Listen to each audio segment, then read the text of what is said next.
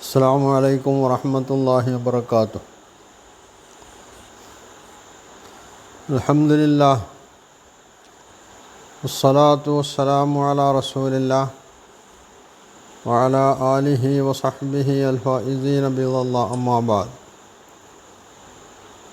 സഹോദരങ്ങളെ, സൂറത്ത് ബറാഅയിലെ രണ്ടാമത്തെ ആയത്തുമായി ബന്ധപ്പെട്ടാണ് ഇനി ചില സംഗതികൾ പറയാനുള്ളത്. കഴിഞ്ഞ എപ്പിസോഡിൽ ഒന്നാമത്തെ ആയത്തുമായി ബന്ധപ്പെട്ട് ചില സംഗതികൾ പറയുകയുണ്ടായി. അമുസ്ലിങ്ങളെ കണ്ടിടത്ത് വച്ച് കൊല്ലാൻ ഖുർആൻ പറയുന്നു എന്നുള്ള ഇസ്ലാമിൻ്റെ ശത്രുക്കളുടെ, വിശേഷിച്ചും ഇപ്പോൾ ഈയിടെയായി നാസ്തികന്മാർ, എക്സ് മുസ്ലിങ്ങൾ എന്ന് പറയപ്പെടുന്ന ആളുകൾ ഉന്നയിക്കുന്ന ഈ ആരോപണം, അതുമായി ബന്ധപ്പെട്ടാണ് ഒന്നാമത്തെ ആയത്തുമായി ബന്ധപ്പെട്ട് കഴിഞ്ഞ എപ്പിസോഡിൽ ചില സംഗതികൾ പറഞ്ഞത്. ഇനി രണ്ടാമത്തെ ആയത്ത് ഇങ്ങനെയാണ്: അഊദു ബില്ലാഹി മിനശ് ശൈത്വാനിർ റജീം ഫസീഹു ഫിൽ അർളി അർബഅത അശ്ഹുർ വഅലമൂ അന്നകും ഗൈറു മുഅ്ജിസില്ലാഹി വഅന്നല്ലാഹ മുഖ്സിൽ കാഫിരീൻ. ഈ ആയത്തിൻ്റെ അർത്ഥം ഫസീഹു ഫിൽ അർള്, തൊട്ട് മുകളിൽ ഒന്നാമത്തെ ആയത്തിൽ പറഞ്ഞത് നിങ്ങൾ ആരുമായി കരാറിലേർപ്പെട്ടിട്ടുണ്ടോ അങ്ങനെയുള്ള മുശ്രിക്കുകൾ, ബഹുദൈവ വിശ്വാസികളുമായി ഉള്ള കരാറിൽ നിന്ന് അള്ളാഹുവും അവൻ്റെ ദൂതനും ഒഴിവാവുന്നു, ആ ഉത്തരവാദിത്വത്തിൽ നിന്ന് ഒഴിവാവുന്നു എന്ന പ്രഖ്യാപനമാണിത് എന്നാണ്. തുടർന്ന് പറയുന്നതാണ് ഫസീഹു ഫിൽ അർള്, അതിനാൽ നിങ്ങൾ നാട്ടിൽ സഞ്ചരിച്ചു കൊള്ളുക. അർബഅത അശ്ഹുർ, 4 മാസക്കാലം. വഅലമു, നിങ്ങൾ അറിയണം, അന്നക്കും ഗൈറു മുഅ്ജിസില്ലാ, നിങ്ങൾ അള്ളാഹുവിനെ പരാജയപ്പെടുത്താൻ പോന്നവരല്ല. വഅന്നല്ലാഹ മുഖ്സിൽ കാഫിരീൻ, അള്ളാഹു കാഫിറുകളെ, ശത്രുക്കളെ അവരുടെ അന്തസ്സും അഭിമാനവും കെടുത്തി അവരെ നിസ്സഹായരായി വിടാൻ ശക്തിയുള്ളവനാണ്. ഇവിടെ പ്രയോഗിച്ച ചില പ്രയോഗങ്ങൾ നമ്മൾ ശ്രദ്ധിക്കേണ്ടതുണ്ട്. ഒന്ന്, ഫസീഹു, സീഹു ഫിൽ അർള്. സീഹു എന്ന് പറഞ്ഞാൽ സാഹ യസീഹു, സഞ്ചരിച്ചു എന്നാണ് അറബിയിൽ സാഹ എന്നതിന് പറയുക. അതിൻ്റെ അമ്ര, കൽപ്പനാക്രിയയാണ് സീഹു എന്നുള്ളത്. നിങ്ങൾ സഞ്ചരിച്ചു കൊള്ളുക. ഫിൽ അർള്, അർള് എന്നത് ഖുർആൻ 2 അർത്ഥത്തിൽ ഉപയോഗിച്ചിട്ടുണ്ട്. ഒന്ന് ഭൂമി, ഭൂഗോളം എന്ന അർത്ഥത്തിൽ, ഭൂമി മൊത്തത്തിൽ. ഖലഖൽ അർള, അള്ളാഹു ഭൂമിയെ സൃഷ്ടിച്ചു എന്ന് പറഞ്ഞാൽ അത് ഭൂഗോളത്തെ സൃഷ്ടിച്ചു എന്നാണ്. അതേസമയം ഇതുപോലുള്ള സ്ഥലങ്ങളിൽ അർള് എന്ന് പറയുന്നത് മൊത്തം ഭൂഗോളമല്ല, ആ പ്രദേശമാണ്, നാടാണ്. അപ്പോൾ നിങ്ങൾക്ക് ഈ നാട്ടിൽ സഞ്ചരിക്കാം സ്വതന്ത്രമായി, നിങ്ങൾക്കാരെയും പേടിക്കേണ്ടതില്ല, നിങ്ങൾക്ക് പോകേണ്ടവിടത്തൊക്കെ പോവാം, തിരിച്ചു വരാം, നിങ്ങളുടെ വീട്ടിൽ താമസിക്കാം, ഒക്കെ ചെയ്യാം. എത്ര കാലം? അർബഅത അശ്ഹുർ, 4 മാസം. ഈ 4 മാസം നിങ്ങൾക്ക് ഇവിടെ സ്വതന്ത്രമായിട്ട് ആരെയും പേടിക്കേണ്ടതില്ലാത്ത വിധം നിർഭയരായി കഴിഞ്ഞുകൂടാം. അതുകൊണ്ട് നിങ്ങൾക്ക് ഈ നാട്ടിൽ സഞ്ചരിക്കാം. വഅലമു അന്നക്കും ഗൈറു മുഅ്ജിസില്ലാ, പക്ഷേ ഈ നാട്ടിൽ സ്വതന്ത്രമായി സഞ്ചരിക്കാമെന്ന് പറയുമ്പോഴും നിങ്ങൾ അതിക്രമത്തിൻ്റെ, അനീതിയുടെ മാർഗം സ്വീകരിക്കാൻ പാടില്ല.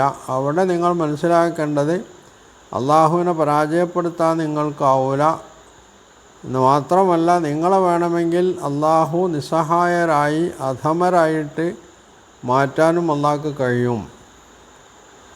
ഇത് ഹിജ്റ 9-ാമത്തെ വർഷമാണ് നബി സല്ലല്ലാഹു അലൈഹി വസല്ലം അബൂബക്കർ റളിയല്ലാഹു അൻഹുവിനെ ഹജ്ജിൻ്റെ അമീറായി നിയോഗിക്കുകയും അതിന് പിന്നിൽ അലി റളിയല്ലാഹു അൻഹുവിനെ ഈ ആയത്തുകൾ മക്കയിൽ ഹജ്ജിന് വരുന്ന ആളുകളെ ഓതി കേൾപ്പിക്കാൻ നിർദ്ദേശിച്ചുകൊണ്ടയക്കുകയും ചെയ്തു.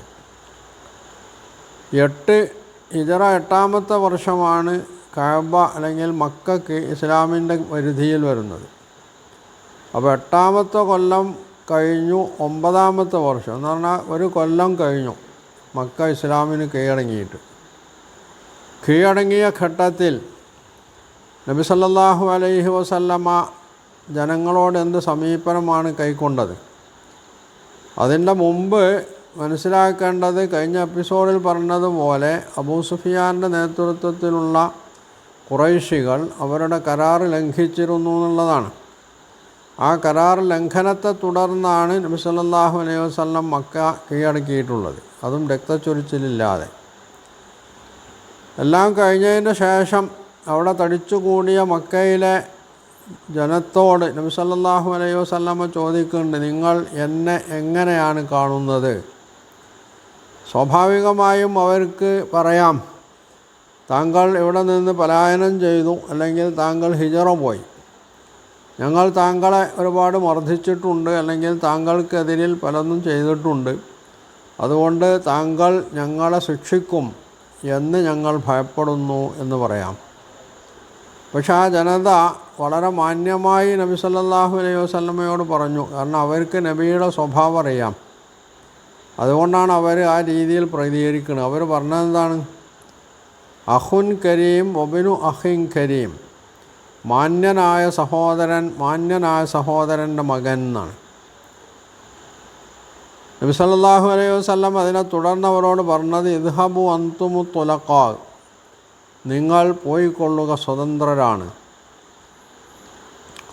ഇസ്ലാമിനെതിരിൽ ഇസ്ലാം ആളുകളെ കൊല്ലാനാണ്, കാഫിറുകളെ കൊല്ലാനാണ് നിർദ്ദേശിക്കുന്നത് എന്ന് പറയുന്ന ഈ ആളുകളോട് നമ്മൾക്ക് ചോദിക്കാനുള്ളത്, ലോക ചരിത്രത്തിൽ വിപ്ലവം നടന്നിട്ടുള്ള ഏതെങ്കിലും ഒരു നാട്ടിൽ ആ വിപ്ലവത്തിന് നേതൃത്വം നൽകിയിട്ടുള്ള ആളുകൾ, അവർ പാർട്ടിക്കാരോ രാജാക്കന്മാരോ പട്ടാളക്കാരോ ആരുമായിക്കൊള്ളട്ടെ, ഇങ്ങനെയുള്ള ഒരു സമീപനം ലോക ചരിത്രത്തിൽ എവിടെയെങ്കിലും സ്വീകരിച്ചിട്ടുണ്ടോ? അതിന് തെളിയിക്കാൻ കഴിയുമോ എന്നുള്ളതാണ്.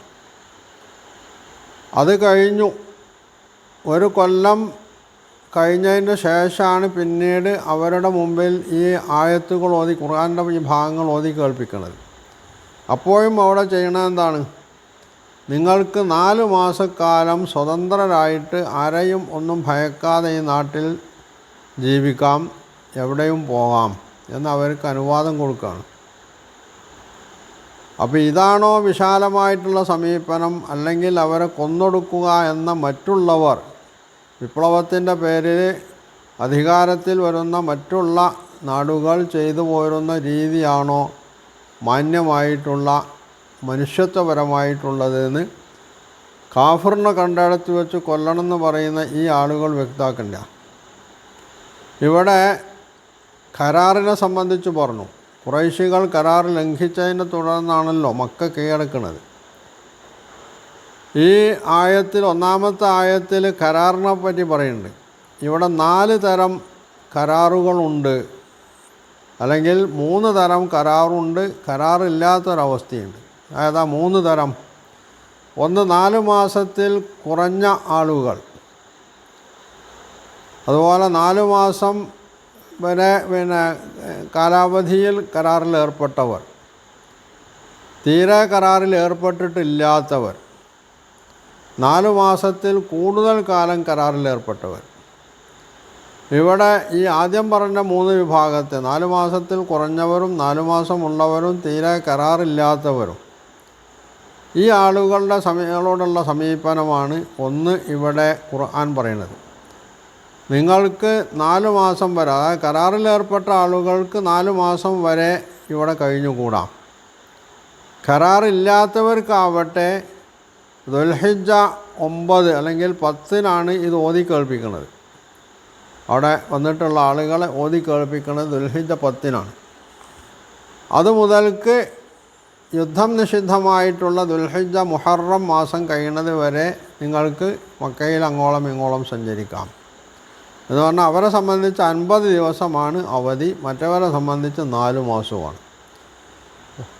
സാധാരണ ശത്രുക്കളായി ഗണിക്കപ്പെടുന്ന ആളുകളോട് ഈ വിപ്ലവകാരികളൊക്കെ പറയാറുള്ളത് ഒന്നവരെ കൊന്നൊടുക്കുക, അല്ലെങ്കിൽ ഉടനെ സ്ഥലം വിട്ടോളണം എന്നാണ് പറയാറുള്ളത്. ഇപ്പോൾ ഗസയിൽ ഇസ്രായേൽ ചെയ്തുകൊണ്ടിരിക്കുന്നത് എന്താണ്? നിരപരാധികളായിട്ടുള്ള ആളുകളുടെ എല്ലാ കുടിലും തരിപ്പണം ബോംബിട്ട് തരിപ്പണാക്കിയിട്ട് അവരെവിടെയെങ്കിലും പോയി താമസിക്കുന്നിടത്ത് നിന്ന് പോലും ഉടനെ, അതും ലക്ഷക്കണക്കിന് ആളുകളോട് ഉടനെ പിരിഞ്ഞു പോകണം, രക്ഷപ്പെടണം എന്നാണ് നെതന്യാഹുവിൻ്റെ ഗവൺമെൻറ് പറഞ്ഞുകൊണ്ടിരിക്കുന്നത്.